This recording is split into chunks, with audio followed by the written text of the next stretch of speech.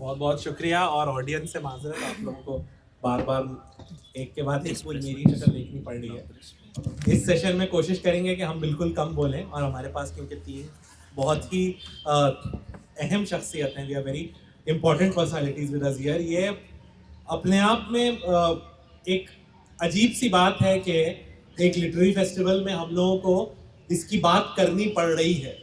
Jail की कहानियाँ, jail के दास्तानें, ये एक अलमिया है कि हम ऐसे सिचुएशन में जी रहे हैं जहाँ ये हमारे ऑर्डिनरी डिस्कोर्स का पार्ट हो गया है। लेकिन साथ ही में ये आई थिंक एक कलेक्टिव अचीवमेंट भी है कि हम लोग जो जिस चीज़ से सबसे ज़्यादा डराया जाता है उसी को अगर हम सेलिब्रेट करना सीख लें, उसी को अगर हम उसके डर के बजाय अगर हम उसी के अंदर जो पॉसिबिलिटीज हैं, उससे अंदर जो जनरेट करने की पॉसिबिलिटी है, उसकी जो हमें देने की पॉसिबिलिटी है इस जेल के प्रोसेस से, और अगर हम उसे सेलिब्रेट करना, उससे सीखना हमने शुरू कर दिया है और इस गुफ्तगू को हमने आम कर दिया है कि जेल जाना, अगर आप एक एक्टिविस्ट हैं, अगर आप इंसाफ की लड़ाई में मुस्तकिल लगे हुए हैं, तो जेल का एक विजिट होना, जेल के प्रोसेस से गुजरना, पुलिस के तशद्दुद को झेलना, ये एक नॉर्मल पार्ट ऑफ आपका काम है। तो ये अफसोसनाक भी है, एक कमेंट्री भी है, लेकिन that is where we are. बहुत ज़्यादा इसको हम रोमांटिसाइज भी नहीं करना चाहते, लेकिन सर्टनली हमारे साथ जो तीनों लोग बैठे हैं, ये हमारे लिए एक आदर्श की हैसियत रखते हैं। और ये तीनों एग्जाम्पल्स इसलिए हैं क्योंकि ये सिर्फ जेल ही नहीं गए, बल्कि जेल से आ करके भी, जेल जाने से इनके एक्टिविज्म पे, इनके पॉलिटिकल लाइफ पे कोई फर्क नहीं पड़ा। जो ये बाहर थे वही ये अंदर थे, और बाहर आने के बाद भी इनका वही किरदार है, वही अज़्म है, वही जोर है, वही जोश है। तो इसलिए हम लोग इनको इंस्पिरेशन के तौर पे देखते हैं, और आज हम इनसे सुनना चाहते हैं, इनको मौका देना चाहते हैं कि अपने जेल के तजुर्बे के बारे में बताएं। और सिर्फ तजुर्बे का मतलब उनकी जो दास्तान है, हम सिर्फ उसकी बात नहीं कर रहे हैं, क्या गुजरी, क्या हुआ, बल्कि उनका अपना रिफ्लेक्शन क्या है उनके जेल के वक्त को लेके, कम्युनिटी ने किस तरह से रिएक्ट किया, समाज ने किस तरह से रिएक्ट किया उसको लेकर के, और उनका अपना उम्मीद, उनकी अपनी एस्पिरेशन क्या है। तो हम इंडिविजुअल सवालों के ऊपर जाएंगे। हमारे पास 1 घंटे का वक्त है। पहले मैं 10-10 मिनट हमारे तीनों पैनलिस्ट से दरख्वास्त करूंगा कि वो जेल में जो उनका टाइम था और उनका एक्सपीरियंस था, उस पर उनका अपना पर्सनल रिफ्लेक्शन क्या है, कंप्लीटली बिना किसी सवाल के, बिना किसी डायरेक्शन के, जब वो खुद बैठते हैं, उसके बारे में सोचते हैं, तो उनके दिमाग में क्या आता है, क्या ख्याल, क्या बातें आती हैं। तो एक बेसिक रिफ्लेक्शन से 10-10 मिनट हम आप सबसे पूछना चाहेंगे। जावेद साहब, आपसे शुरुआत करते हैं। स्टेज पर बैठे फवाद शाहीन साहब, आसिफ तन्हा साहब, सिद्दीक कप्पन साहब, और हमारे बुज़ुर्ग और साथी और रहनुमा सैयद कासिम रसूल इलियास साहब, दोस्तों, साथियों और बहनों, वस्सलातु वस्सलाम अला रसूलिल करीम, अम्मा बाद, औज़ु बिल्लाहि मिनश शैतानिर रजीम, बिस्मिल्लाहिर रहमानिर रहीम। वल्अस्र इन्नल इंसान लफ़ी खुस्र इल्लल लज़ीना आमनू व अमिलुस स्वालिहाति वतवासौ बिल हक़्क़ि वतवासौ बिस सब्र। साथियों, आप सब यहाँ मौजूद हैं और आज हमको आप लोगों के बीच में बात करने का मौका मिला, जिसमें कुछ जो हमारे ऊपर गुजरी है उसकी दास्तान के कुछ अंश, कुछ थोड़ा सा पहलू आपके सामने लाने का जो मौका दिया गया है, इसके लिए हम स्टूडेंट इस्लामिक ऑर्गेनाइजेशन के बहुत शुक्रगुजार हैं कि उन्होंने आप तक हमको पहुँचाने का मौका फराहम किया।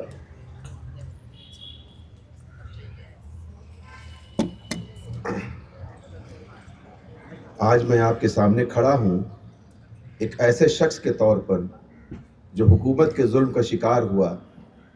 मुझे 2022 में गिरफ्तार किया गया, मेरा घर गिराया गया और मैंने 22 महीने जेल में बिताए, लेकिन इसने मुझे खामोश नहीं किया और ना ही इंसाफ के लिए मेरी जद्दोजहद को रोका, बल्कि इसने मेरे इरादों को और मजबूत किया। आज मैं आपसे बात करना चाहता हूँ कि मौजूदा दौर में हिंदुस्तान में मुसलमान होना क्या मायने रखता है और ख़ासकर बुलडोज़र राज की सियासत का असली मकसद क्या है। जेल की ज़िंदगी का हाल बयान करना आसान नहीं है। दिल्ली में भी बहुत से हमारे साथी जेलों में बंद हैं 4-4 सालों से। उन पर क्या बीत रही है किसी को नहीं मालूम होता। शुरू में तो जेल में जब लोग बंद होते हैं तो बहुत से लोग मिलने वाले आते हैं, बहुत से लोग घर वालों से मिलते हैं, मालूमात करते हैं, केस की पैरवी मदद करने का वादा करते हैं, लेकिन जैसे जैसे वक्त बीतता है लोग उसे छोड़कर पीछे चले जाते हैं। और ये एक बड़ा अजीब और गरीब दौर होता है कि जब लोग हिम्मत देने के बजाय हिम्मत को पस्त करना शुरू कर देते हैं। और यही हाल कुछ हमारे साथ भी रहा, और जो दिल्ली में आज हमारे साथी बहुत से बंद हैं उनके साथ भी यही हो रहा है जो हमने महसूस किया। 22 महीना जेल में रहने के बाद जब हम जेल से रिहा हुए तो इलाहाबाद नहीं गए। हमारे वकीलों ने हमसे कहा कि आप इलाहाबाद ना आकर कहीं और रहें कुछ दिन के लिए, तो हम दिल्ली आए। और दिल्ली आने के बाद पार्लियामेंट चुनाव चल रहा था। उस पार्लियामेंट चुनाव के मौके पर हमने दिल्ली में वक्त गुजारा अपना, लेकिन हम बैठे नहीं। हमने मालूमात हासिल करी कौन कौन लोग जेलों में बंद हैं UAPA में। उनके घर वालों के साथ मुलाकात करना, उनके घर जाना, उनके पेरेंट्स से मिलना और उनके मुकदमों का हाल जानना, ये हमारी दिनचर्या थी दिल्ली के वक्त में।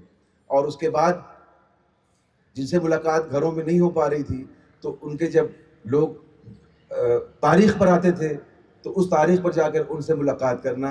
यानी आप सोचिए, जो शख्स 21 महीना जेल में रह कर आया हो और 12-12 मुकदमों का उस पर अंबार लगा हो और NSA जैसी चीज़ उस पर लगाई गई हो, उसने हिम्मत नहीं हारी और दिल्ली में आकर उन लोगों से मुलाकात कर उनका हाल जानने की कोशिश किया। जेल की ज़िंदगी का हाल बयान करना आसान नहीं है। शुरुआती जेल हमारा नैनी सेंट्रल जेल रहा इलाहाबाद में। वहाँ मुझे 9 दिन रखा गया। मुझे जैसे 60 से ज़्यादा मुसलमानों के साथ गिरफ्तार किया गया। ये सब गरीब तबके के नौजवान थे जिनके पास न कानूनी मदद थी, ना ही घर वालों से जोड़ने का कोई तरीक़ा था। मुझे जब पहली बार घर से थोड़ी रकम मिली तो मैंने फ़ैसला किया कि ये रकम मैं अकेले इस्तेमाल नहीं करूँगा। मैंने इसे उन अपने दोस्त बंदियों के बीच में तकसीम किया और जो हो सकता था उनके लिए जेल में रहकर मदद करी हमने। आपको शायद सुनकर हैरत होगी कि जेल में 21 महीना हमने बिताए देवरिया जेल में। 9 दिन के बाद हमको इलाहाबाद सेंट्रल जेल से नैनी शिफ्ट कर दिया गया था, सिर्फ इसलिए कि इनके घर वाले इनसे मिलने ना पाएँ और ये तकलीफ़ में रहें। लेकिन देवरिया जाने के बाद वो जेल पूरा नया था हमारे लिए, वहाँ के लोग नए थे। लेकिन आपको यकीन नहीं होगा कि हमने उस देवरिया जेल से रहकर इलाहाबाद हाई कोर्ट से 50 लोगों की बेल करवाई अपने वकीलों के ज़रिए। किसी की फ्री में कराई, किसी की कम पैसे में कराई, जिसकी जैसे जैसे जिसकी हालत थी उसके हिसाब से कराया। और अल्लाह का शुक्र है कि हमारे वकीलों ने हमारी बड़ी मदद करी कि हमारे एक टेलीफोन घर वालों करने पर वो मुकदमे ले लेते थे और बिल करा देते थे। उसमें गैर मुस्लिमीन भाई भी थे और मुसलमान भी थे। और आज भी हम बाहर हैं, लेकिन हम 4-5 केसेस इलाहाबाद हाई कोर्ट से खुद परसू कर रहे हैं। एक लड़के का केस था, नौजवान था, वो NDPS में आ गया था। 21 साल की उसकी उम्र थी, दीपक कुशवाहा नाम था उसका।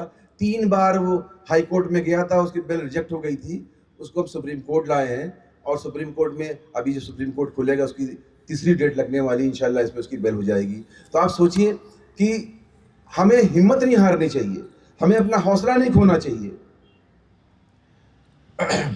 जल्द ही मुझे देवरिया जेल शिफ्ट कर दिया गया। वहाँ का माहौल और भी सख्त था, लेकिन अल्लाह की किताब ने मुझे हिम्मत दी। मैंने जेल में जमात की नमाज पढ़ने की शुरुआत की और ख़ाली वक्त में कुरान की तिलावत करता रहा और दर्स कुरान, पूरे कुरान का हमने तकरीबन 2 बार 21 महीनों में दर्स ख़त्म किया जेल के साथियों के साथ बैठकर। कुरान की तिलावत करता रहा और उसकी तफसीर दूसरों को सुनाता। धीरे धीरे मेरे पास हर मज़हब के लोग आने लगे और मुझे पंप जी कहने लगे। चूँकि पंप मेरा बिजनेस था तो लोगों ने जावेद पंप और पुलिस ने जो केस बनाया उसमें भी पंप डाल दिया था। वहाँ हम पंप जी या नेताजी के नाम से मशहूर हो गए थे, लेकिन अल्लाह ने उसी नाम को मेरे लिए इज़्ज़त और अदब का ज़रिया बना दिया। कुरान कहता है और धैर्य रखो, अल्लाह धैर्य रखने वालों के साथ है सूरह अल अनफाल में। ये आयत हर रोज़ मेरे दिल में रोशनी भरती थी। मैंने देखा कि जेल के अंधेरों में भी इंसानियत जिंदा है। मज़हब से परे सब ने मेरी इज्जत की क्योंकि मैंने उनके दर्द को समझा और उनकी मदद करने की कोशिश की। जेल में मैंने देखा कि कैसे गरीब और मजदूर कैदी अपने हुकूक से महरूम हैं। उनका कोई वकील नहीं, कोई सुनवाई करने वाला नहीं। मैंने अपनी तरफ से पूरी कोशिश की कि जितना हो सके उनकी मदद करूं, उन्हें वकील दिलवा सकूं और उनके मामले में आगे बढ़ा सकूं। इस तजुर्बे ने मुझे सिखाया कि इंसाफ की लड़ाई में हर छोटा कदम मायने रखता है। ये हालात मुझे कुरान की उस आयत की याद दिलाती है, अल्लाह इंसाफ करने वालों को पसंद करता है, सूरह अल मुम्तहानात। हमारी जिम्मेदारी है कि नाइंसाफ़ी के खिलाफ हम खड़े हों, चाहे हालत हमारे खिलाफ क्यों ना हो। इसने मुझे ये भी एहसास दिलाया कि इंसानी खिदमत का जज्बा ही असल में हमें असली इंसानियत के करीब रखता है। हमारा फ़र्ज़ है कि हम एक दूसरे की मदद करें, ख़ासकर उन हालात में जब हमारे आसपास का पूरा निज़ाम हमारे ख़िलाफ़ हो। रिहाई के बाद मैंने अपने मिशन को छोड़ा नहीं। आज भी मैं अपनी कौम के हुकूक़ के लिए, मज़लूम तबकों के ख़िलाफ़, जुल्म के ख़िलाफ़ अपनी आवाज़ उठाता हूँ। यही सफ़र आसान नहीं है, मगर मुझे यकीन है कि अगर हम खुद के लिए खड़े नहीं होंगे तो कोई और हमारे लिए खड़ा नहीं होगा। जेल में बिताए उन दिनों ने मुझे सिखाया कि अल्लाह की रहमत कभी बंद नहीं होती। अल्लाह फरमाता है, हर मुसीबत में एक साथ एक आसानी भी है। बेशक हर मुसीबत के साथ एक आसान भी है। सूरह अल शरह। मैंने हर रोज़ अपनी उम्मीदों को इस आयत के सहारे कायम किया और दूसरों को भी यही तसल्ली दी। आज के हिंदुस्तान में मुसलमान होना सिर्फ अपने हुकूक की जंग नहीं, बल्कि अपने वजूद की लड़ाई है। हर रोज़ अपनी ज़िंदगी खतरों में डालकर जी रहे हैं। हम जिस मुल्क में पैदा हुए, जहाँ हमारे बाप दादा की यादें हैं, वहाँ आज हमसे हमारे होने पर सवाल किया जा रहा है। आज यहाँ का ये कार्यक्रम स्टोरीज़ फ्रॉम प्रिजन मेरे जैसे तमाम लोगों की दास्तान बयान करने का ज़रिया है। हमारी कहानियाँ इस बात की गवाही देती है कि हम पर जुल्म हुए, लेकिन हमने हार नहीं मानी।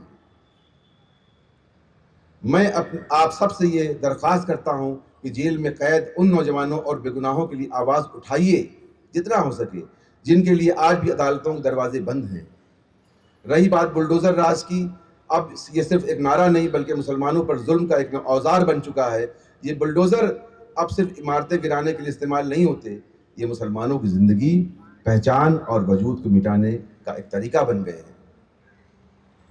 इन बुलडोज़रों के ज़रिए हमें सज़ा दी जाती है, बिना किसी कानूनी कार्रवाई के, बिना किसी अदालती सुनवाई के। हालांकि सुप्रीम कोर्ट के एक दमदार फैसले से इस पर रोक लगा दी है कि यह सियासी हथियार न बनने पाए, जिसे हुकूमत मुसलमानों को खौफज़दा करने और दबाने के लिए इस्तेमाल कर रही है। ये महज मकान और दुकानें नहीं गिराते, बल्कि हमारे जज्बात, हमारे ख्वाब, हमारी उम्मीदों को भी कुचल देते हैं। बुलडोज़र का इस्तेमाल एक गैर कानूनी नाइंसाफ़ी भरे तरीके से किया जाता है ताकि मुसलमान को ये एहसास दिलाया जाए कि उनके यहाँ कोई ठिकाना महफूज नहीं है। बुलडोज़र की सियासत हमें संदेश देना चाहती है कि हम इस मुल्क में दोयम दर्जे के शहरी हैं, जिनके हुकूक और इज़्ज़त किसी भी वक्त मिटाए जा सकते हैं। मगर हमें ये समझना चाहिए कि ये सिर्फ हमें डराने की कोशिश है। ये बुलडोज़र हमसे हमारा हौसला छीनना चाहते हैं, लेकिन हमें साबित करना होगा कि हम अपने वजूद की इस जंग में कमज़ोर नहीं पड़ेंगे। मुझे यकीन है कि आज ये जलसा हमें ये एहसास दिलाएगा कि अकेलेपन का दौर ख़त्म होना चाहिए। जब हम मिलकर अपनी आवाज़ बुलंद करेंगे तो जुल्म करने वाले भी सोचने पर मजबूर हो जाएंगे। याद रखिए, अल्लाह फरमाता है, जो लोग ईमान लाए और नेक अमल करते रहे, अल्लाह उनकी मदद ज़रूर करेगा। सूरह मोहम्मद। मैंने अपने तजुर्बे से उस बड़े पैमाने के जुल्म की मिसाल है जो हुकूमत की तरफ से मुसलमानों पर हो रहे हैं, ये सिर्फ मेरे साथ नहीं हुआ, बल्कि आज हर मुसलमान इसी हालत का सामना कर रहा है। इस सब के बावजूद उम्मीद का दामन नहीं छोड़ना चाहिए। हमें यकीन रखना होगा कि जब तक हम लड़ते रहेंगे, हमारी पहचान और हुकूक बरकरार रहेगी। आज हम सब का इकट्ठा होना इस बात की निशानी है कि हुकूमत की कोशिशों के बावजूद हम बिखरे नहीं। हमारी हिम्मत और यकीन हमारी सबसे बड़ी ताकत है। इंशाअल्लाह संघर्ष हमें जीत की तरफ ले जाएगा। जज़ाकुमुल्लाह खैर। ये बात हमने चंद बातें आपके सामने पेश करी है। 2 मिनट का वक्त और लेंगे बस। देखिए इतनी बातें जो बताई हमने, कुछ हम लिख कर लाए थे, कुछ बीच से बोलते रहे, जो हमारे जहन में आता था उसको नोट करते रहे।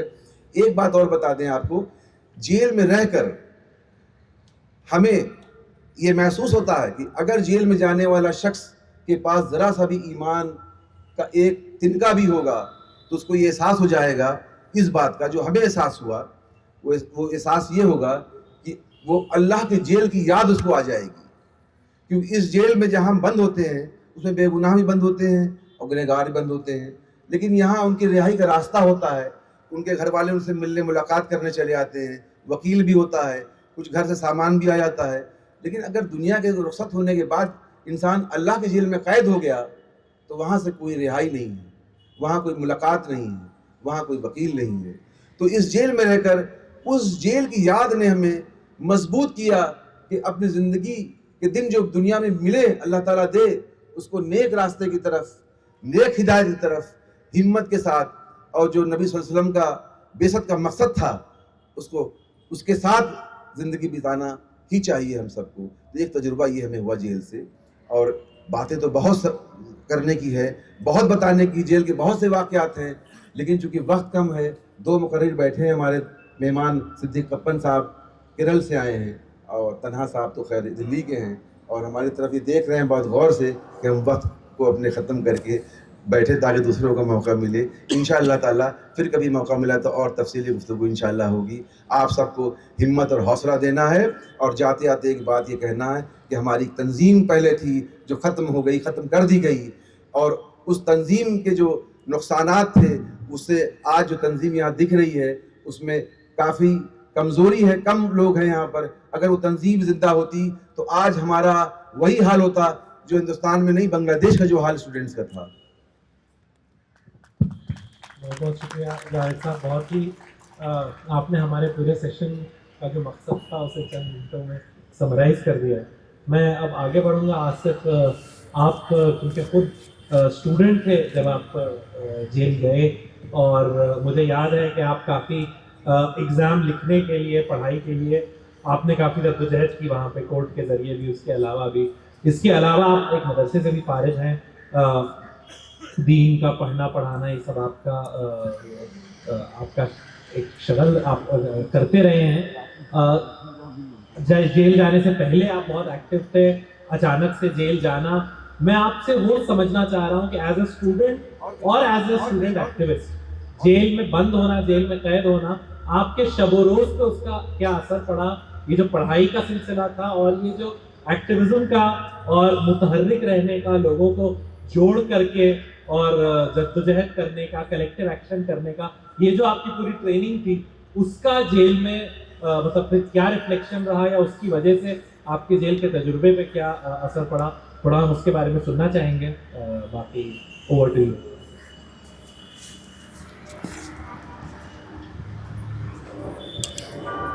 अस्सलाम वालेकुम। बहुत शुक्रिया फवाज़ भाई। औज़ुबिल्लाहि मिनश शैतानिर रजीम, बिस्मिल्लाहिर रहमानिर रहीम। वकुल जाअल हक़्क़ु व ज़हक़ल बातिल इन्नल बातिला काना ज़हूक़ा। सदक़ल्लाहुल अज़ीम। मुझे बेहद खुशी है इस बात पे कि मैं इसी पेड़ का एक पत्ता हूँ जो तमाम साथी हमारे बैठे हैं, यानी student Islamic organisation of India का मेंबर हूँ, तहरीक इस्लामी का पार्ट हूँ। मुझे वो याद आता है कि जब मैं जेल के लिए इंट्रोगेशन पे बार बार जब बुलाया जा रहा था ड्यूरिंग द कोविड, तो उस वक्त जो है जहन में जो सबसे अहम बात थी वो ये थी कि सच बोलना है, और जो भी होगा वो सच पे मबनी होगा। हम अपनी बातों से कभी पीछे नहीं हटेंगे। जो भी पूछा जाएगा, जो भी कहा जाएगा, वो तमाम चीज़ें सच्चाई के साथ जवाब दिया जाएगा। उसका रिज़ल्ट कुछ भी हो सकता था। रिज़ल्ट ये हुआ कि अरेस्टिंग हुई, लेकिन उस वक्त मेरे जहन में सिर्फ यही चल रहा था कि मौलाना मौदूदी रहमतुल्लाह अलैह 1951 में जब गिरफ़्तार हुए और लाहौर के सेंट्रल जेल में लेकर गया, तो मगरिब की नमाज अपने साथियों के साथ मौलाना मौदूदी रहमतुल्लाह अलैह की क़यादत में पढ़ी जा रही थी। तो जेल के 14-15 अफसरान जो है वो उनके वार्ड में दाखिल होते हैं, और जब वो बाकी की नमाज को मुकम्मल करते हैं तो एक वार्डन ये कहता है कि आपने जो किताब लिखी है कादियानियत पे, उसकी वजह से आपको मौत की सज़ा हुई है। अगर आप चाहें तो मौत के इस सज़ा के ख़िलाफ़ अपील कर सकते हैं, तो शायद आपकी अपील जो है वो वापस ले ली जाए। तो मौलाना मौदूदी रहमतुल्लाह अलैह का जवाब हम तमाम लोगों को याद रखनी चाहिए। उन्होंने कहा कि ज़िंदगी और मौत के फ़ैसले ज़मीन पे नहीं बल्कि आसमान पर होते हैं। अगर ऊपर हमारे मौत के फ़ैसले लिख दिए गए हैं तो दुनिया की कोई भी ताकत हमें ज़िंदा नहीं रख सकती, और अगर हमारी ज़िंदगी लिखी गई है तो दुनिया की कोई भी ताकत हमें मार नहीं सकती। तो ये हौसला था, ये पढ़ कर गया था, और इन चीज़ों को पढ़ाने में, इन चीज़ों को समझाने में ज़हनी तौर पर जिसने सबसे ज़्यादा मजबूती दी थी वो तहरीक इस्लामी और स्टूडेंट इस्लामी का ऑर्गेनाइजेशन था। और हमारे वो तमाम लोग, मैं उनका नाम लेना चाहूँगा इस स्टेज से, जिसमें नदीम भाई, गौहर इकबाल साहब और ख़ुद फवाज भाई, जो मजबूती के साथ हमारे जहन साजी कर रहे थे कि हम आपके साथ हैं, हम खड़े हुए हैं, तहरीक आपके साथ खड़ी है, SIO आपके साथ खड़ा है, आपको हिम्मत नहीं हारना है। इंशाअल्लाह सच्चाई की लड़ाई है और आखिरी दम तक लड़ी जाएगी, और मुझे यकीन है कि इसमें जीत और कामयाबी हमारी होगी। और 13 महीने के बाद हमें ज़मानत मिली, और जेल के अंदर एक बार मेरे आंख से आंसू निकले, और वो आंसू सिर्फ खुशी के थे, और उस दिन थे जिस दिन फवाज भाई जेल आए थे। तो ये उस वक्त की बात है कि पूरे 13 महीने में 13 महीना के आखिरी अय्याम में बेल होने से कुछ दिन पहले फवाज भाई की आमद हुई थी कोर्ट के प्रोसीडिंग को फॉलो करने के लिए। तो उस वक्त मेरे आंख से आंसू निकले थे। लेकिन ये अरेस्टिंग से लेके, इन्वेस्टिगेशन से लेके तमाम, जब भी मैं एग्ज़ाम देने के लिए आया, यकीनन पढ़ाई की नुकसान हुई, जो हालात भी ऐसे नहीं रहे 2014 के बाद, जो एक्टिविज़म 2019 और 2014 से 19 तक हुए हैं, ऐसे हालात तो नहीं रहे। लेकिन फिर भी जेल के अंदर जो सबसे अहम चीज़ ये है कि हिम्मत और मजबूती जो है वो आप तमाम लोगों से, और ख़ास कर मैं कहना चाहूँगा कि हमें जो है वो SIO से मिली। अब ये है कि हालात उस वक्त जो थे और अभी, वो उसमें ज़मीन और आसमान का फ़र्क है। इस वक्त आप कोई भी मोमेंट को जो है वो बिल्ड नहीं कर सकते हैं, आगे नहीं चला सकते हैं, क्योंकि सरकार जो है वो चलने ही नहीं दे रही। उस वक्त हालात थोड़े अच्छे ख़राब थे, लेकिन एटलीस्ट हम मोमेंट कर पा रहे थे। मुझे लगता था कि अगर कोविड नहीं होता तो CA और NRC का कानून ठीक उसी तरह वापस हो जाता जिस तरह फार्मल लॉ जो है वो वापस हुआ है। कोविड की वजह से ये हमारी हार नहीं है, लेकिन ये कामयाबी है, क्योंकि इस पूरे मोमेंट में जो CA और NRC का जो पूरी तहरीक चली, इस तहरीक आज तक ज़िंदा है 2 वजहों से। एक तो ये कि वो तहरीक में हमारी माएँ और हमारी बहनों ने सफ़े अव्वल में आके जो है उसको लीड किया, और दूसरे इस वजह से आज भी वो तहरीक ज़िंदा है, क्योंकि आज भी हमारे लोग जेलों में बंद हैं। मैं उनको भी इस मंच से याद करना चाहूँगा, जिसमें उमर खालिद, शर्जील इमाम, मीरान हैदर, शिफाउर रहमान, गुलफिशा, अतहर खान, शादाब, ये तमाम लोग पिछले 5 सालों से जेल में बंद हैं। अब सवाल ये है कि जेल से आने के बाद यकीनन हालात साजगार नहीं हैं, तो क्या हम खामोश हो जाएं? क्या हम बोलना बंद कर दें? क्या हम अपनी ज़िंदगी को एक अलग थलग ले जाएं? तो ये बिल्कुल नहीं हो सकता। मैं बार बार ये कहता हूँ कि आप उन जेल जाने वालों को एज अ विक्टिम मत देखिए। अगर आप उनको विक्टिम समझने लगेंगे तो आप उनकी मदद करने लगेंगे, और हमें मदद करने वाला नहीं चाहिए, हमें साथ खड़ा होने वाला चाहिए। तो विक्टिम मानना आप छोड़ दीजिए भाई। अगर आप विक्टिम मानेंगे तो मदद की नियत से हमारे साथ आएंगे। मुझे मदद नहीं चाहिए, मुझे आपका साथ चाहिए, आपका सपोर्ट चाहिए, जिससे सच्चाई की जीत हो सके, जिनसे इंसाफ की जीत हो सके, जिसकी लड़ाई शुरू की गई थी उसको आखिरी तक पहुंचाया जा सके। उसका अभी सिर्फ ये है कि सीए और एनआरसी पे सरकार बात नहीं कर रही है। उसका असल मकसद ये है कि जेल से निकलने के बाद भी हमने ये बयान दिया था कि अगर सीए और एनआरसी लागू होगी तो इंशाल्लाह उसी तरह मूवमेंट करेंगे जिस तरह 2019 में किए थे। अगर दोबारा जेल जाना पड़ा तो दोबारा जेल जाएंगे, लेकिन मूवमेंट को खत्म नहीं होने देंगे और सीए और एनआरसी को लागू नहीं होने देंगे। अब क्योंकि अब सवाल यह है कि हर रोज इस देश में नए नए मसले, नए नए इशू आते हैं, तो ऐसे हालात और ऐसे वक्त में हम अपने साथियों को भूल जाते हैं। जो पुरानी मसाइल थे उसको आखिर तक नहीं ले जा पाते हैं। मुझे यकीन है कि वो तमाम लोग जो अभी जेल में बंद हैं, जिसको आप लोगों ने कहीं ना कहीं अपने दिमाग से मिटा दिया होगा, भुला दिया होगा, आज वो ताज़ा हो गया। मैंने वो नाम लिए जो लोग आज जेल में बंद हैं, लेकिन इतने मसाइल हैं कि जो पुराने मसाइल हैं हम उनको भूल जाते हैं, और भूलने के बाद उनकी जो लाइफ है, उनकी जो ज़िंदगी है, उनकी जो कोर्ट की प्रोसीडिंग है, जो डिले ऑफ प्रोसेस है, इसको सिर्फ अपनी नज़रों से स्क्रॉल करते हुए देखते हैं और चले जाते हैं। लेकिन जावेद साहब कह रहे थे कि हम लोग जो है वक्ती तौर पर तो याद रखते हैं, आने वाले वक्त में भूल जाते हैं। यकीनन मुश्किलात का टाइम है और हमारी ज़रूरत है कि हम आज भी उनको याद रखें, कल भी याद रखें। हालात ख़राब हैं, हालात बेहतर भी हो सकते हैं, और जब बेहतर होंगे तो वो तमाम लोग जो आज जेलों में बंद हैं, वो हम तमाम लोगों की रहनुमाई करेंगे। उन तमाम लोगों को आने वाले मसाइल में जो है वो लीड करते हुए आपको आगे देखेंगे। क्योंकि 13 महीने जेल में रहने के बाद अगर मैं बोल पा रहा हूँ तो वो तमाम लोग हिम्मत हैं, वो तमाम लोग ताकत हैं। ठीक इसी तरह जावेद साहब बोले, कप्पन साहब अगर यहाँ बैठे हैं तो इनकी हिम्मत है, तो वो लोग जो जेलों में बंद हैं उनके अंदर भी हिम्मत है कि वो 5 साल से जेलों में हैं, और जब वो जेल से बाहर आएंगे तो वो भी इसी तरह बैठकर जो है आप बोलेंगे, आवाज़ उठाएंगे, इंसाफ के लिए लड़ेंगे, ना कि खामोश हो जाएंगे। तो वो लोग हैं जो खामोश नहीं हो सकते हैं, तो उनकी आवाज़ में आवाज़ का मिलाने का काम वो आपको करना है। अगर आप तमाम लोग उनकी आवाज़ से आवाज़ मिलाएंगे, हमारी आवाज़ से आवाज़ मिलाएंगे, तो मैं यकीन कहता हूँ कि इस देश में, मैं जेल से निकला था तभी ये बात कहा था कि अगर आप तमाम लोग आएँ तो इंशाअल्लाह एक जो बड़ा आंदोलन है वो ये है कि लोगों को जेल से रिहाई के लिए वो आंदोलन जो है वो शुरू किया जाए, खड़ा किया जाए।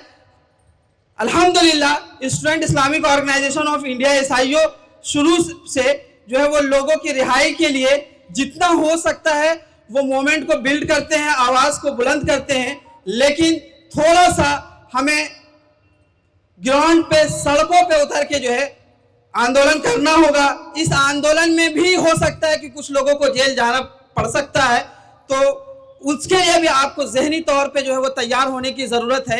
एक चीज़ सिर्फ ये बताना चाहूँगा कि आप हमारी इन बातों को अगर सिर्फ इस तरह से ले रहे हैं कि जो है आज सुने और चले जा रहे हैं, तो ये नहीं, आपके अंदर एटलीस्ट कम से कम कुर्बानी का जज्बा बहैसियत SIO मेंबर, बहैसियत मुसलमान, आपके अंदर कुर्बानी का जज्बा होना चाहिए और है, बस उसको लाने की ज़रूरत है। जिस दिन आपके अंदर कुर्बानी का जज्बा आ जाएगा उस दिन आपको कोई ताकत जो है रोक नहीं सकती है। आप देख ले, फ़िलिस्तीन में मासूम बच्चे भी जो है वो कुर्बानियाँ दे रहे हैं, तब जाकर जो है वहाँ पे इनकलाब आया। इजराइल जैसी ताकत को जो है वो सुरंगों में घुसना पड़ा। इसकी वजह यह है कि वो कुर्बानी दे रहे हैं। यहिया सिनवार को आज हम इसलिए याद करते हैं क्योंकि उन्होंने कुर्बानी दी है। तो कुर्बानी का जज्बा अगर आपके अंदर होगा, इन मुश्किलात, जावेद साहब ने जो बातें बोली वो बहुत तकलीफदेह है। यकीनन बुलडोज़र का चलना, मैं इनके घर पे गया, उसके कुछ महीने बाद उस घर पे बुलडोज़र चल गया, लोग जेलों में बंद हैं। ये बहुत तकलीफदेह है, बहुत अफसोसनाक है, बहुत बुरा लगता है कि हमारे साथी हमारे बीच नहीं होते हैं। लेकिन हम इससे अगर थोड़ा सा भी दूर हटने की कोशिश की और खुद डर महसूस करने लग गए तो तो हमें कामयाबी नहीं मिल सकती है। हमें कामयाबी उसी वक्त मिलेगी जब आपके अंदर जज्बा कुर्बानी होगा। हमने 13 महीने जेल इसी जज्बे से काटा क्योंकि हमारे अंदर जज्बा कुर्बानी थी, इसलिए हमने काटा क्योंकि हमने अपने अस्लाफ को ये पढ़ा था कि हमारे अस्लाफ ने भी 13 महीने से ज़्यादा जो है वो जेलों में गुजारा है। एक लंबी उम्र हज़रत यूसुफ अलैहिस्सलाम के वाक़े आप तमाम लोगों को पता है। मौलाना मौदूदी रहमतुल्लाह अलैह, सैयद कुतुब शहीद, तमाम लोग जो इस मुल्क के लिए भी, जब मुल्क की आज़ादी के लिए भी जिन लोगों ने कुर्बानियाँ दी हैं, वो तमाम लोग जेलों में अपना वक्त को गुजारे हैं। मुझे उम्मीद है कि आपके अंदर भी कुर्बानी का जज्बा पैदा होगा। अल्लाह तबारक व तआला हालात ज़रूर बेहतर बनाएगा। मैं दुआगो हूँ, ना हो माहौल से मायूस, दुनिया खुद बना अपनी, जिगर में हौसले और हौसलों में जान पैदा कर। जज़ाकुमुल्लाह खैर। बहुत शुक्रिया आसिफ, आपके जज्बे को सलाम। और आपने जैसा बताया, कुछ लोगों के नाम आपने लिए, कई लोग ऐसे, बहुत से लोग लगते हैं जब कोई जेल जाता है जिनका सपोर्ट, जिनके काम, जिनकी मेहनत से किसी को रिहा करने के लिए या जेल में रहते हुए किसी को सपोर्ट पहुंचाने के लिए कई सारे लोग हैं, विजिबल इनविजिबल, जिनकी मेहनतें लगती हैं।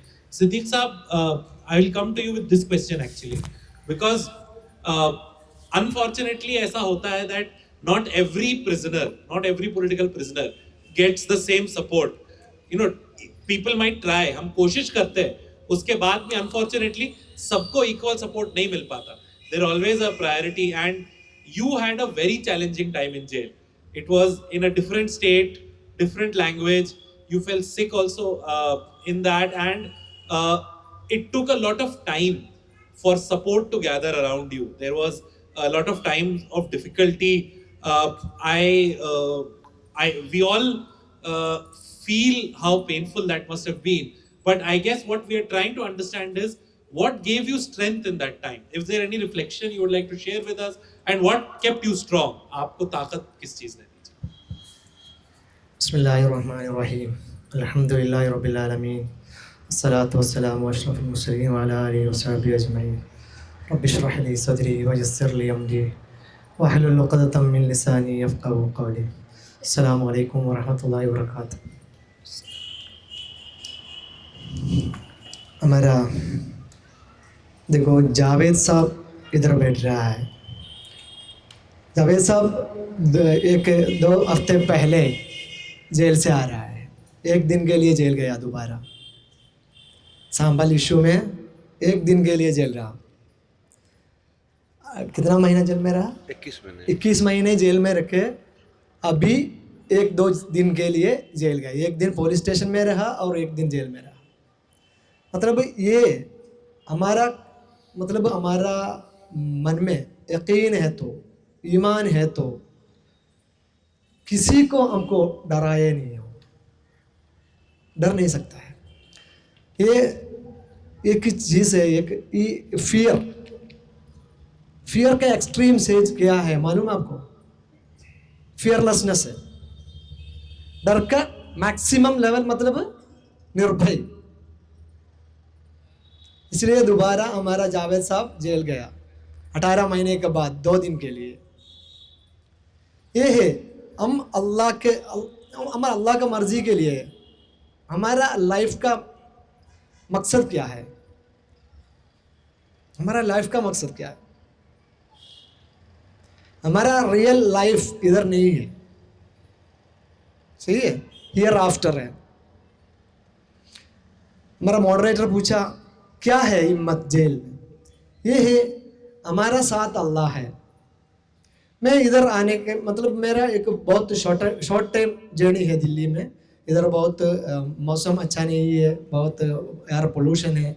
मेरे घर से लोग बताया ये है, ऐसे जो लोग हमारा अरेस्ट का टाइम में शुरुआत में हमारा साथ कोई नहीं था। हमारा अरेस्ट का टाइम में कोई नहीं था, लेकिन उस टाइम ट्रिवांड्रम, केरला का राजधानी है, ट्रिवांड्रम में एक प्रोटेस्ट, राजधानी का सेक्रेटरीट के बाहर एक प्रोटेस्ट था। उस टाइम हमको सॉलिडारिटी के लिए आया आप लोग, ऐसे लोग केरला का। मेरा भाई बताया दिल्ली में एसईओ का प्रोग्राम है तो वो ज़रूर जाना है आप। क्यों? हमारा साथ कोई नहीं था उस टाइम। आपका अरेस्ट का अक्टूबर 2020 कोरोना का टाइम था।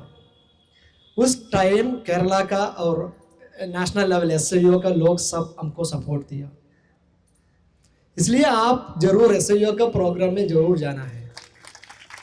मैं इसलिए आया, देखो मैं कल रात 3 बजे पहुंच गया इधर, बहुत टाइट शेड्यूल में था और उधर काम भी था। आज रात वापस जाएगा केरला इंशाल्लाह। देखो ये है हमारा हिम्मत। SIO लोग शुरुआत से भी ये एक आपका एक प्रोटेस्ट या आपका एक बैनर और एक फ्लैग लगा के आप सामने आएगा तो वो इतना छोटा काम नहीं है भाई। मतलब हमारा फैमिली उस टाइम हमारा साथ कोई नहीं था शुरुआत में।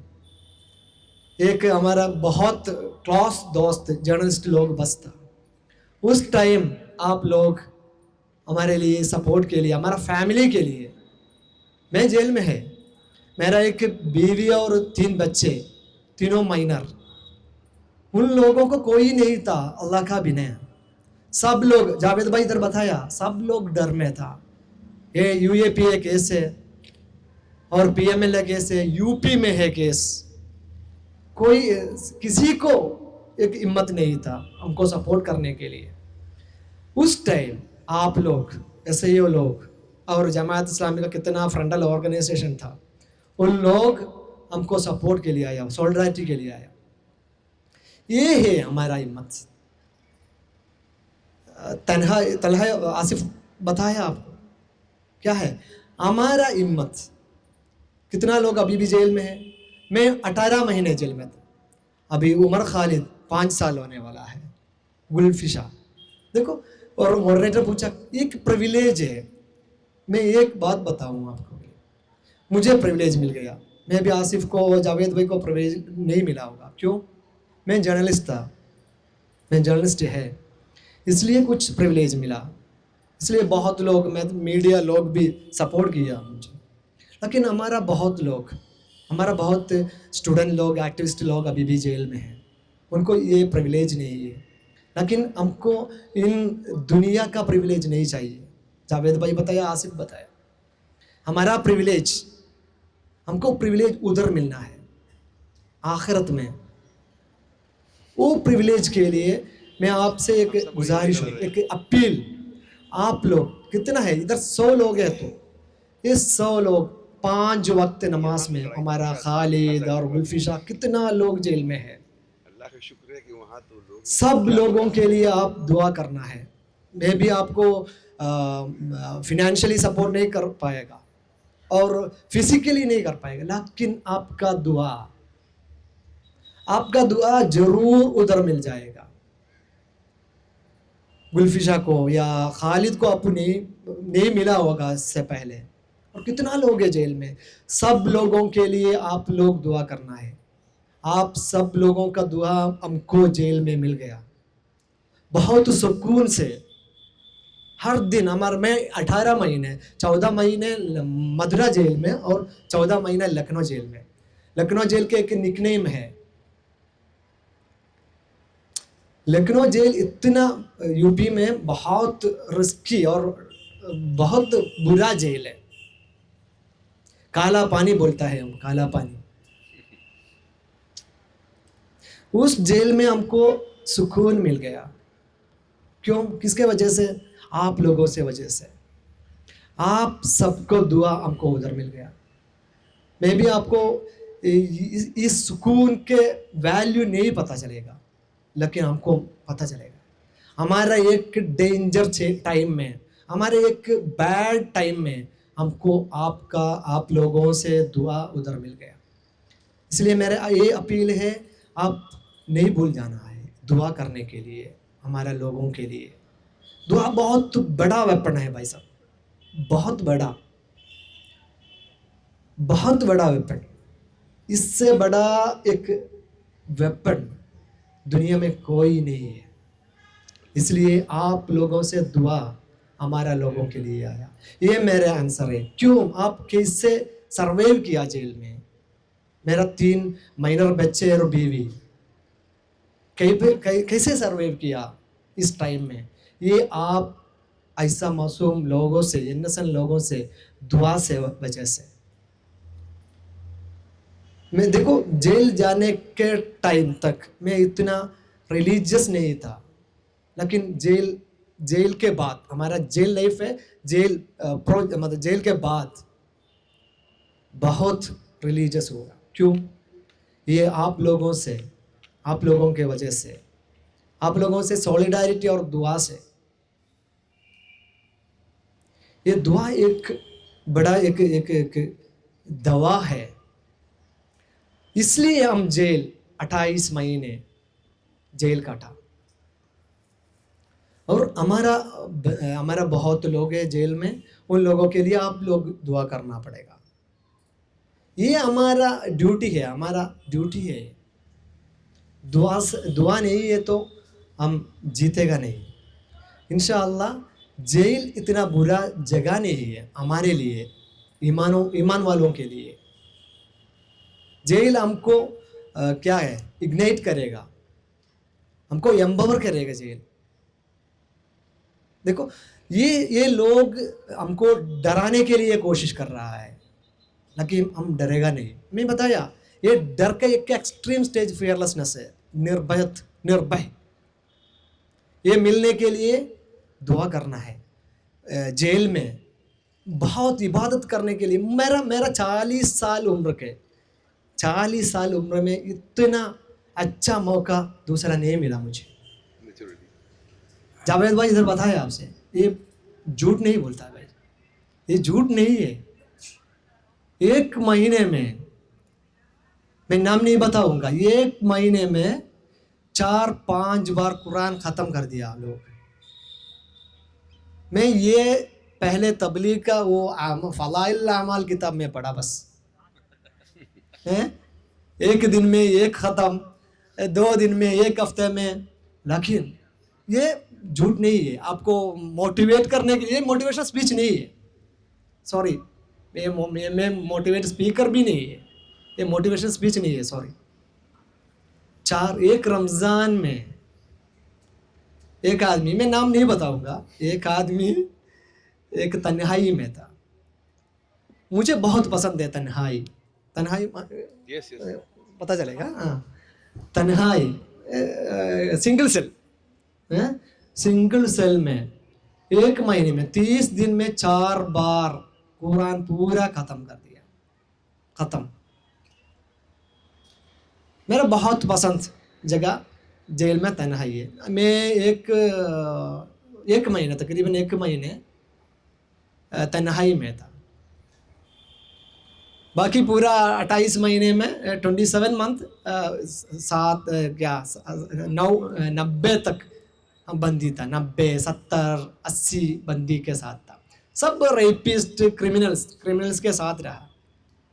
लेकिन उस टाइम अल्हम्दुलिल्लाह जावेद साहब का तरह किसी को बेल के लिए कोशिश नहीं किया, लेकिन एप्लीकेशन लिखने के लिए और मतलब क्या है, लिटरेसी करने के लिए। मतलब बहुत लोग हमारे यूपी में, बहुत मुसलमान लोग इलिटरेट है, नाम भी नहीं लिख सकता है कुछ लोगों को। 30 साल 20 साल का बच्चे है, मैं 40 है इसलिए मैं बच्चे बोलता है। 30-20 साल के बच्चे जेल में हैं, नाम भी नहीं लिखता है। हिंदी में, इंग्लिश या कुछ लैंग्वेज के बारे में नहीं बताया मैं, हिंदी में। लेकिन उन लोगों को उसका नाम, उसका बीवी का नाम, बच्चों का नाम लिखने के मतलब पढ़ाया मैं, बस इतना काम किया। और एप्लीकेशन लिखने के लिए कोशिश किया।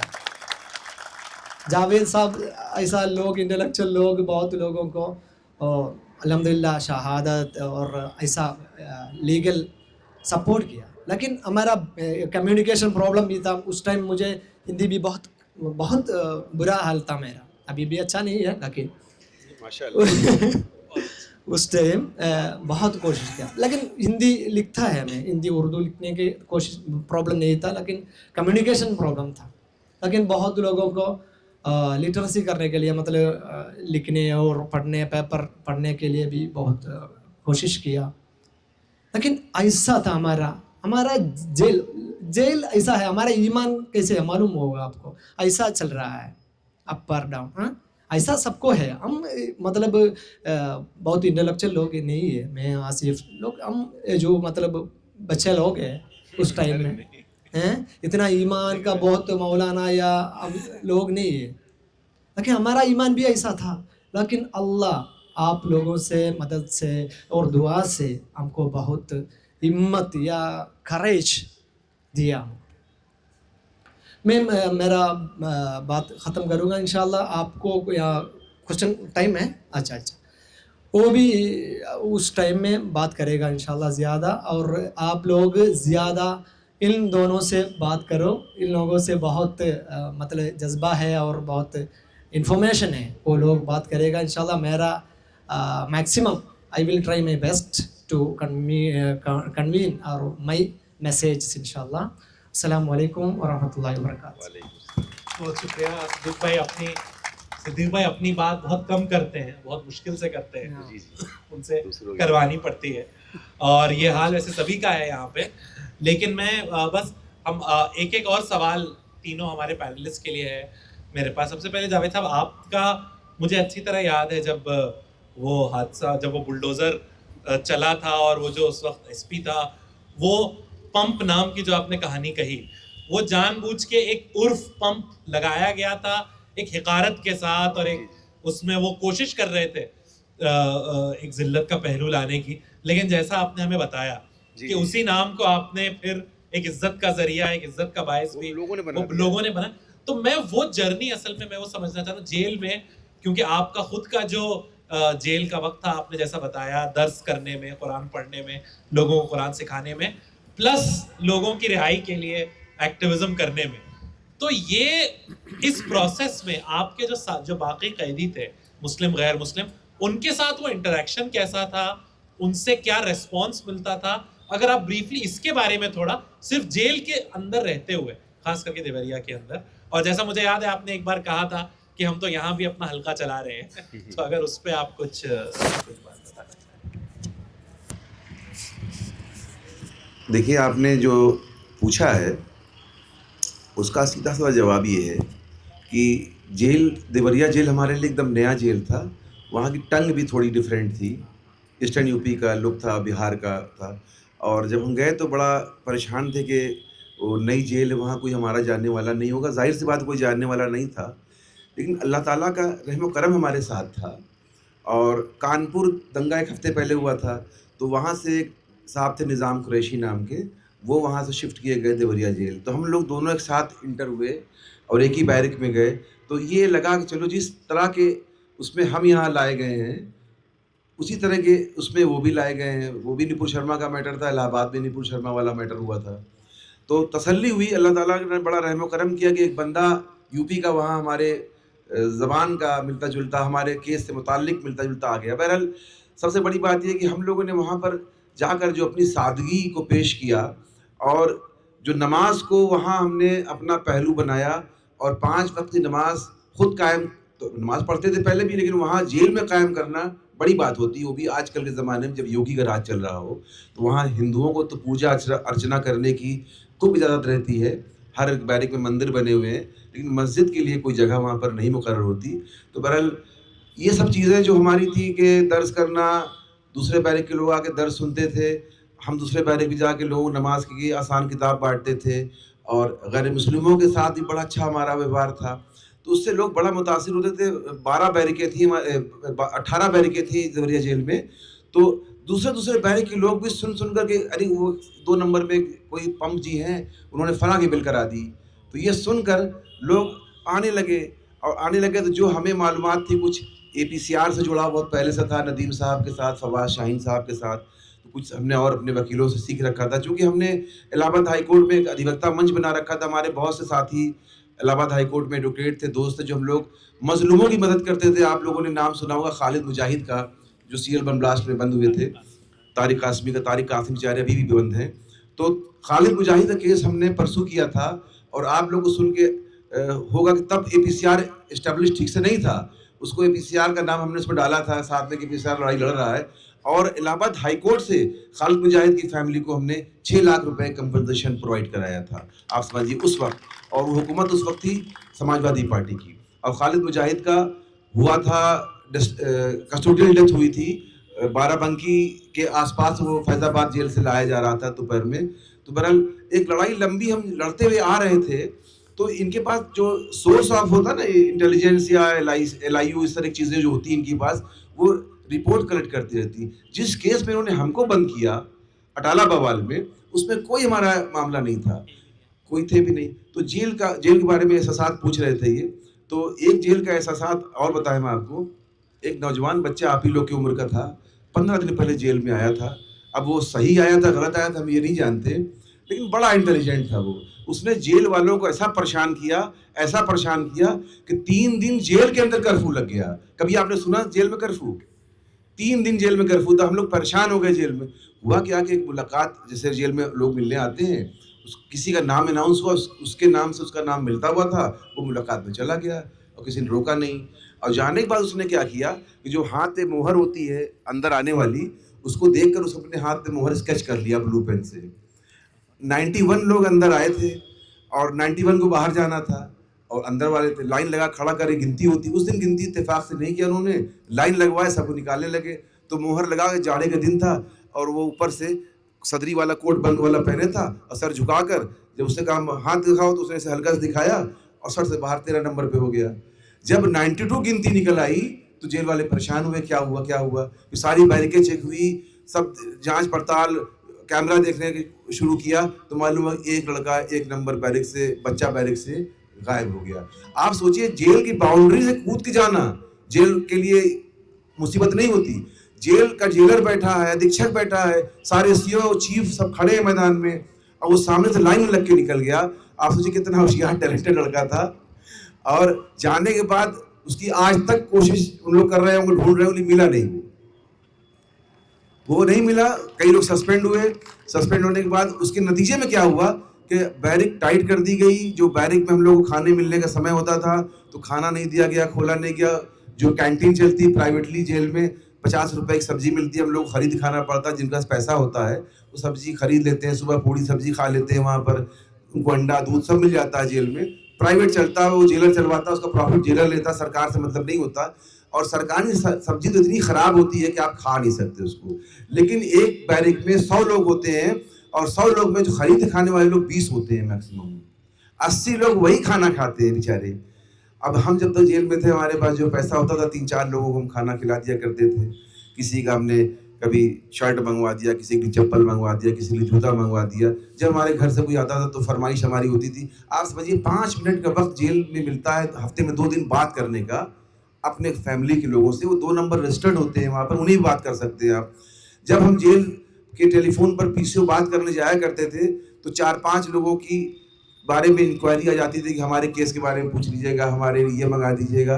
तो आप यकीन मानिएगा 2 मिनट हम अपने घर वालों से बात कर पाते थे और 3 मिनट जेल के कैदियों की जो ख्वाहिश होती थी, जो ज़रूरत होती थी, उसको पूरा कराते थे।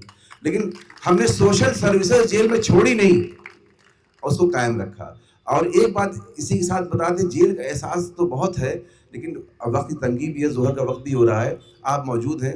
देखिए साथियों, हिंदुस्तान का मुसलमान, हमारे रहनुमा कासिम रसूल साहब भी बैठे हैं यहाँ पर, सुन रहे हैं, पीछे उनको आगे आना चाहिए। बहरहाल जिस दिन हिंदुस्तान का मुसलमान अपने दिलों से जेल जाने का डर खत्म कर लेगा, उस दिन हिंदुस्तान में इनकलाब आ जाएगा और सारे मसाइल हल हो जाएंगे। जो परेशानी संभल और अयोध्या और तमाम चल रही है अजमेर, सब खत्म हो जाएगी। उनको मालूम है कि हम लोगों को बिल में घुसेड़ दिया है, हम लोगों के अंदर दिलों में डर महसूस करा दिया है। हम लोग डर गए हैं हिंदुस्तान के अंदर। आप सोचिए गाजा में क्या हो रहा है, वो हिंदुस्तान में तो नहीं हो रहा है। हमारा मकान तोड़ा के हमें बहुत तकलीफ हुई इस बात की, मेरे वजह से मेरे बच्चे, मेरी बीवी परेशान हो रही। लेकिन जब हमने अपना ज़हन गाजा फिलिस्तीन की तरफ लगाया तो हमको एहसास हुआ कि हमारे साथ कुछ नहीं हुआ, अल्लाह ताला ने एक मकान दिया था, फिर तो मकान दे देगा। वही हुआ। तो हमें अपने इरादों को मजबूत करना पड़ेगा और हमें अपने दिलों से जेल का डर खत्म करना पड़ेगा। हम कानूनी लड़ाई लड़ें, हम हाथ में बंदूक और पिस्तौल और लाठी ना उठाएं, हम सिर्फ कानूनी लड़ाई लड़ें। अगर उस पर भी हमें जेल जाना पड़े तो हम जेल जरूर जाएं।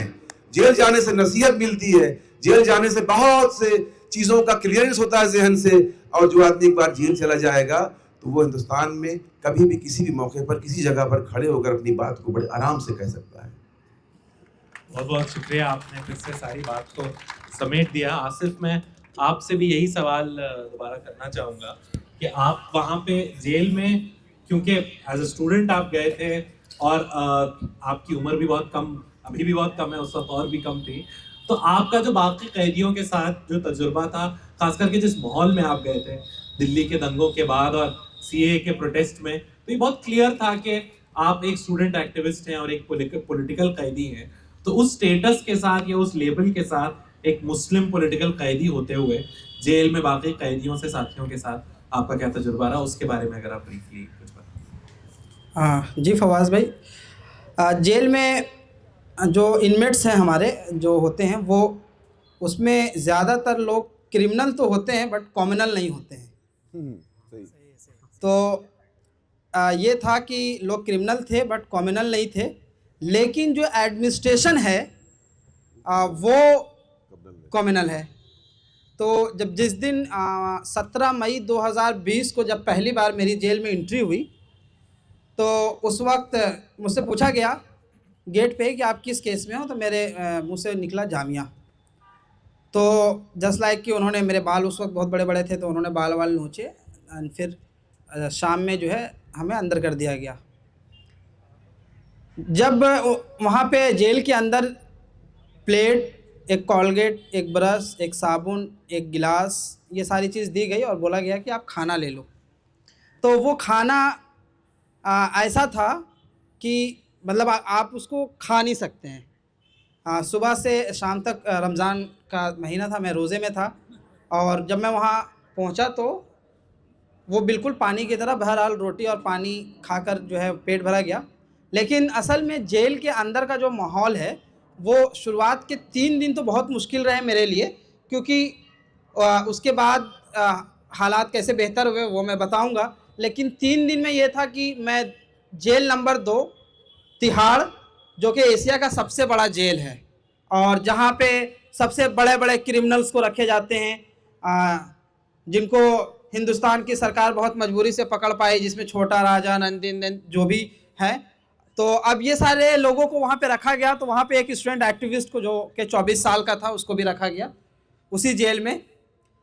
तो रमज़ान का था। रमज़ान में ये था कि जेल के अंदर जो है सहरी के वक्त सहरी मिल जाता था। तो मुझे उस वक्त, जब मैं फर्स्ट नाइट था, तो जब सहरी लेकर एक बंदा आया डिस्ट्रीब्यूट करने के लिए, तो मैंने उसको बोला कि मुझे भी रोज़ा रखना है, आप मुझे भी सहरी दे दो। तो उसने कहा कि आप आज ही आए हो तो आज आपको नहीं मिल सकता, कल आप अपना नाम लिखवा देना तो आपके हिस्से का भी बन जाएगा। तो जस्ट ये समझ में आता है। उसने ये बोला, हमने भी समझा कि हाँ ठीक है, सही बोल रहा है। तो नेक्स्ट डे जब नाम लिखने के लिए मैंने बोला, तो उसने बोला नाम नहीं लिख सकते हैं। तो जेल सुपरिटेंडेंट जो था वो राउंड पे सामने आता था। तो मैंने उसको बोला कि मैंने बहुत कोशिश की कि रोज़ा रखने के लिए। बोला तुम कौन से केस में हो? मैंने कहा मैं जामिया के केस में हूँ। अच्छा तुम कहाँ से आए हो, मतलब दिल्ली में कहाँ रहते थे? मैंने कहा मैं अबुल फजल में रहता था। तो अरे वो तो रेड जोन में है, यानी कोविड में red zone and green zone इस तरह से था, तो भाई इसको आइसोलेट कर दो। एक चीज़ सुपरिटेंडेंट। उसके बाद हमने कहा ठीक है, आप मुझे अकेले रख लो, कोई इशू नहीं है। अगर वो रेड जोन में था, इतना अंडरस्टैंडिंग तो था ही SIO का मेंबर होने की वजह से। तो जो है हमें कहा ठीक है आप रख लो मुझे रेड जोन में, कोई मसला नहीं है, लेकिन शहरी में हमारा नाम लिख दो। तो सुपरिटेंडेंट कहता है कि देखो आपको आज़ादी चाहिए थी, ये लो आज़ादी आपको मिल गई है, हम आपकी किसी तरह की कोई भी सपोर्ट नहीं कर सकते हैं, और आपको ये लोग जैसे ट्रीट कर रहे हैं उसी तरह आपको रहना होगा और आपको उसी तरह ज़िंदगी गुजारनी होगी। बाकी आपको आज़ादी मिल गई। अभी और भी आपके बहुत सारे साथी आएंगे जिनको आज़ादी चाहिए थी, उन तमाम लोगों को आज़ादी मिलेगी। लेकिन 3 दिन के बाद मैं पुलिस कस्टडी में चला जाता हूँ, और पुलिस कस्टडी में आने के बाद वापस से जब जेल जाता हूँ, तो जो 2 नंबर जेल जो तिहाड़ का है वो क्वारंटाइन जोन में था। वापस से मुझे जब 4 नंबर जेल में शिफ्ट किया जाता है, तो वहाँ पे जो चेंजेस 20 दिन के बाद जो हमें मिला वो ये था कि आपका व्यवहार, आपका तरीका, आपका पहनना, आपका बोलना, आपका रहना, आपका खाना, वो तमाम चीज़ें आपकी आइडेंटिटी की जो है वो बनती थी, और वैसे ही लोग आपसे मिलते थे। कोई बहुत कम लोग पढ़े लिखे, सबसे ज़्यादा मुसलमान लोग अपनी चार्जशीट लेकर आ रहे हैं, लोग को एप्लीकेशन लिखाना है, जैसा कि बोले कि तिहाड़ के अंदर डेली 5 मिनट की कॉलिंग थी, तो 2 मिनट तो हम बात करते थे और 3 मिनट लोगों को कॉन्फ्रेंस कराते थे, यानी कि उनके नंबर बता के हमारे घर वाले उनके घर पे कॉन्फ्रेंस करते थे, क्योंकि उनका फ़ोन नहीं लगा होता था। और एक जो सबसे अच्छी बात वो ये हुई कि एक माइंडसेट हमारा क्लियर है कि हमारे यहाँ हर कोई लीडर है और हर कोई इमाम है, हर एक को कुरान पढ़ना आता है। तो मैं जब 4 नंबर जेल में शिफ्ट हुआ तो वहाँ पे एक साहब तैमूर नगर से थे जो नमाज़ पढ़ाते थे बजमात। तो मैंने उनके पीछे इशा की नमाज़ पढ़ी, फ़जर की नमाज़ पढ़ी, ज़ुहर की नमाज़ पढ़ी, असर की नमाज़ पढ़ी, और उसके बाद क्योंकि हमारे दाढ़ी मोछ नाखून सब बड़े हुए थे, अगले दिन हमने सब ठीक किया। उसके बाद मगरिब की नमाज़ में मैंने उनसे कहा कि मैं नमाज़ पढ़ा सकता हूँ क्या? तो उन्होंने कहा हाँ हाँ बिल्कुल पढ़ा सकते हैं। फिर जब मैंने नमाज़ पढ़ाई, जब उन्होंने क़िरात सुना तो कहा कि आज से आप ही हमारे इमाम हैं और जब तक आप जेल में हैं तब तक आप ही नमाज़ पढ़ाएंगे। तो जेल के अंदर जो है इमामत का सर्फ हासिल हुआ और वो तमाम लोगों को साथ बैठना उठना, मतलब कि उस वक्त उस इमामत के सर्फ हासिल होने के बाद मुझे बाल्टी से पानी भी भरने जो है वहाँ लोगों ने नहीं दिया। वो उनकी मोहब्बतें थी, उनकी इज़्ज़त थी, वो जो एहतराम करते थे। मैं बहुत कोशिश करता था कि मैं अपना खाना खुद से जाके लूँ, लेकिन कभी भी उन्होंने मुझे लाइन में लग के खाना नहीं लेने दिया। तो ये असल में ये फ़ायदा जो है वो जेल में इसलिए मिला क्योंकि जो कुछ हमने मदरसे में सीखा था और जिसकी इम्प्लीमेंट हमने तहरीक में आके की, वो तमाम चीज़ें हमें जेल में काम आई। मुझे यकीन है कि अगर आप जो है जेल में अपने व्यवहार से लोगों को बदल सकते हैं। पुलिस वाले आपको हम लोगों को दंगाई, आतंकवादी, जो है जिहादी, ये तमाम लक़ब से पुकारेंगे, उससे कोई फ़र्क नहीं पड़ता है, क्योंकि वो ऑलरेडी मैंने बताया वो कॉमनल थे। लेकिन जो इनमेट्स थे, जो बड़े बड़े क्रिमिनल थे, जब मैं आ रहा था एक वाक़या बताता हूँ, उसका जो है वो डेथ हो गया कस्टडी में जेल के अंदर। हाँ, जेल के अंदर। तो जब मैं बाहर एग्ज़ाम देने के लिए आ रहा था तो उसने मुझसे ये कहा, एक क्रिमिनल है, बड़ा गैंगस्टर था, उसने कहा कि आसिफ भाई आप जिस होटल में रुकेंगे मेरे लड़के वहाँ पहुँच जाएंगे, आपको कोई ज़रूरत हो तो बताइएगा, कोई किसी तरह की दिक्कत नहीं होगी। हमने फिर बोला नहीं, वहाँ पे जो है हमारे काफ़ी सारे जानने वाले हैं, मैं एक ऑर्गेनाइजेशन का पार्ट हूँ, तो उनके तमाम लोग जो हैं आएंगे, तो इस तरह की ज़रूरत नहीं पड़ेगी। तो मैं कह रहा हूँ कि आपके व्यवहार से, आपके तरीके से जो है ख़राब से ख़राब लोग भी आपसे मोहब्बत करने लगेंगे, आपके साथ जुड़ेंगे, आपके साथ बैठेंगे, आपके साथ उठेंगे, आपकी अच्छी बातों को सुनेंगे और आपको तमाम तरह की मुश्किलात से दूर रखेंगे। तो अपना व्यवहार, अपना किरदार जो है वो जेल के अंदर बहुत काम आता है। आप जितने नरमी के साथ रहेंगे, मोहब्बत के साथ रहेंगे, लोग आपको उससे ज़्यादा जो है वो अल्लाह ताला कहते हैं कि तुम हमारी तरफ जो है चल कर आओगे तो मैं दौड़ कर आऊँगा। तो ये चीज़ें मुझे ऐसा लगता है कि हर एक इंसान के साथ भी इम्प्लीमेंट होता है, क्योंकि अगर आप किसी से मोहब्बत करेंगे तो यकीनन वो आपसे मोहब्बत करेगा, वो नफ़रत नहीं करेगा। तो हमने वहाँ सबसे मोहब्बत की तो सब ने मोहब्बत दिया और किसी ने नफ़रत नहीं किया और सब जो है अच्छे के साथ हमें विदा किए। आज हम आपके सामने हैं, आगे के लिए आपसे दुआ गो। Sadiq bhai, last question for you. They are telling me to wrap up. आपने बताया कि आपके लिए सॉलिटरी was रहमत था और बाकी यूजुअली सॉलिटरी लोगों के लिए पनिशमेंट होता है। तो अगर आप थोड़ा सा इसको थोड़ा एलैबोरेट करें 2-3 मिनट, एंड ऑल्सो ये जो आपके पास लोग आए अपना एप्लीकेशन लिखवाने, काम करवाने, वो इंटरेक्शन क्या था उसके बारे में? अस्सलाम वालेकुम। फवाज भाई बताया वो मैं सब मौका पे और सब स्टेज पे ये बात करता था। मेरे लिए सॉलिटरी कन्फाइनमेंट बहुत अल्हम्दुलिल्लाह बहुत अच्छा था। इसलिए देखो मेरा सेल में 70 से 90 तक एक बैरक में लोग था, सब क्रिमिनल। ये आसिफ बताया क्रिमिनल्स कम्यूनल नहीं है, लेकिन वो बहुत ओवर क्राउड था। हमारा मथुरा जेल में 500 प्रिसन का हाँ मथुरा है, लेकिन उधर देखो 2 गुना 500 उधर का जेल का कैपेसिटी 2000 तक कैदी था, बंदी था उधर। लेकिन 80-90 एक बैरक में 90 और 100 तक बंदी था।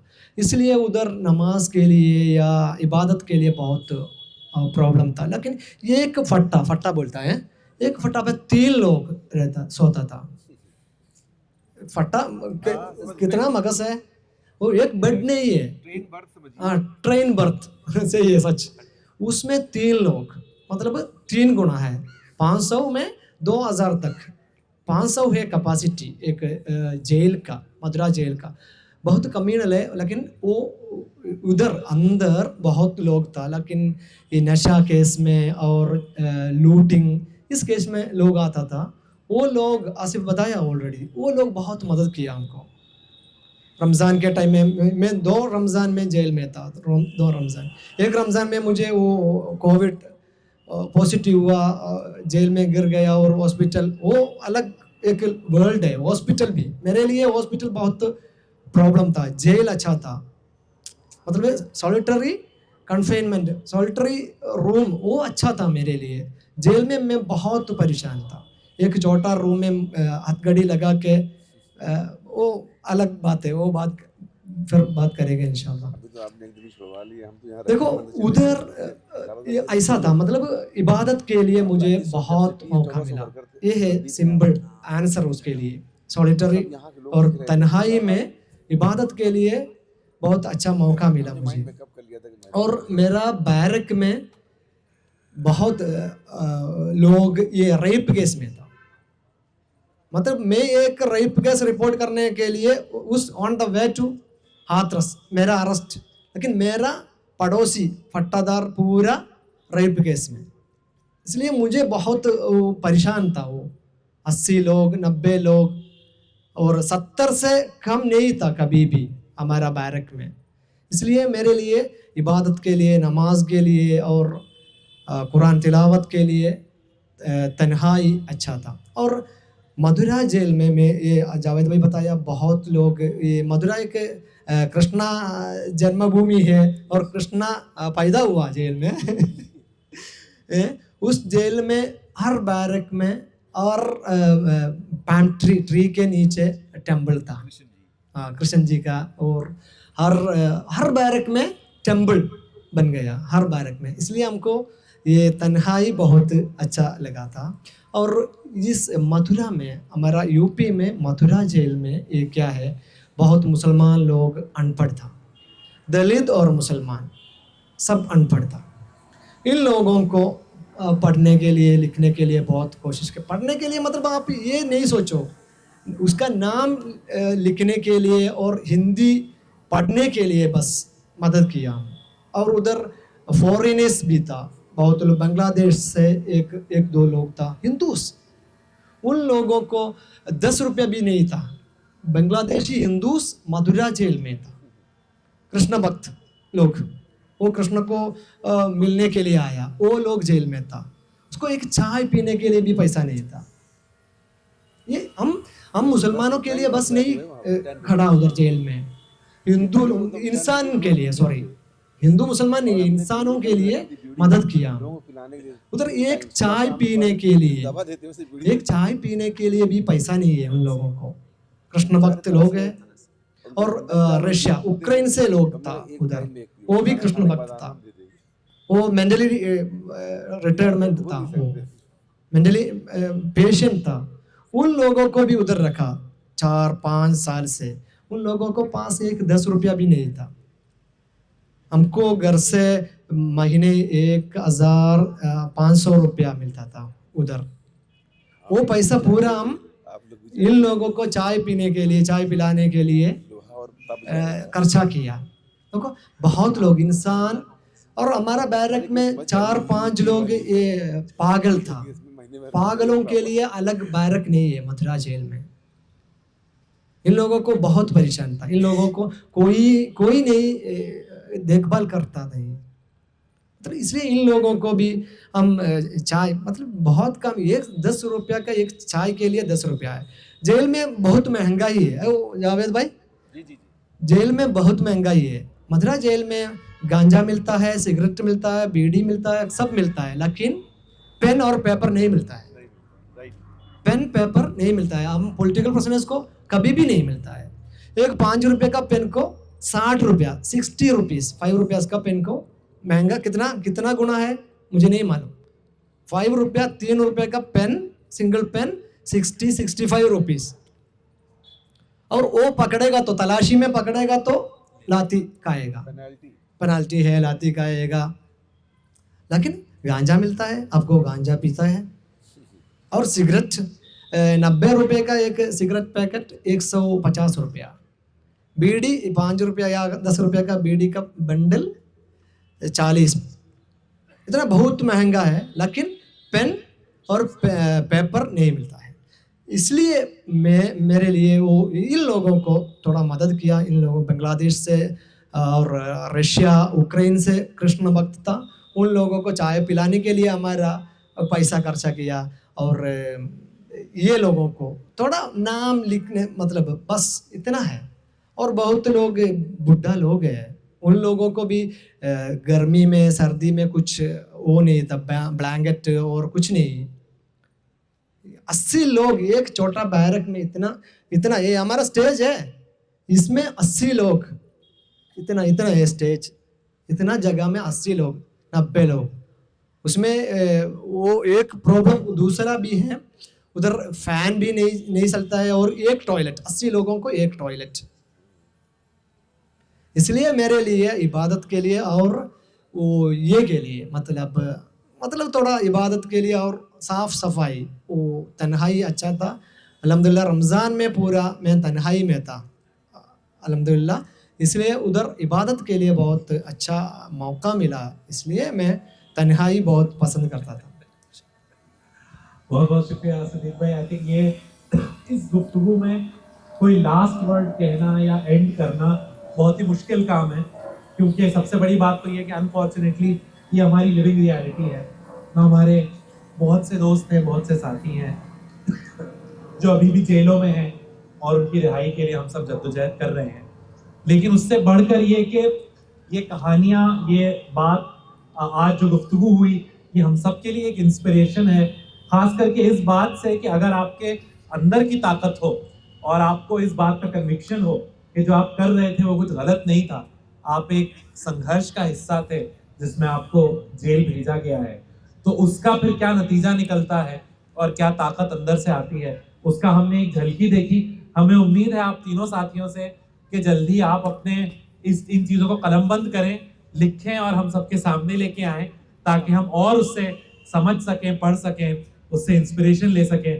तो we eagerly look forward to hearing and listening more from all of you on this, and while we sincerely hope कि हमारे और साथियों को ये तजुर्बा ना करना पड़े, लेकिन हम सब जानते हैं कि एक हमारी रियलिटी है जिसमें हम रह रहे हैं, तो हमारे कल्चरल एग्जिस्टेंस का, हमारे तहजीबी एग्जिस्टेंस का अब ये एक पार्ट है कि हमारे समाज के कुछ बहुत अच्छे दिमाग, कुछ बहुत अच्छे जहन वो होंगे जो जेलों में रहेंगे और जेलों से लिखेंगे, जेलों से बात करेंगे।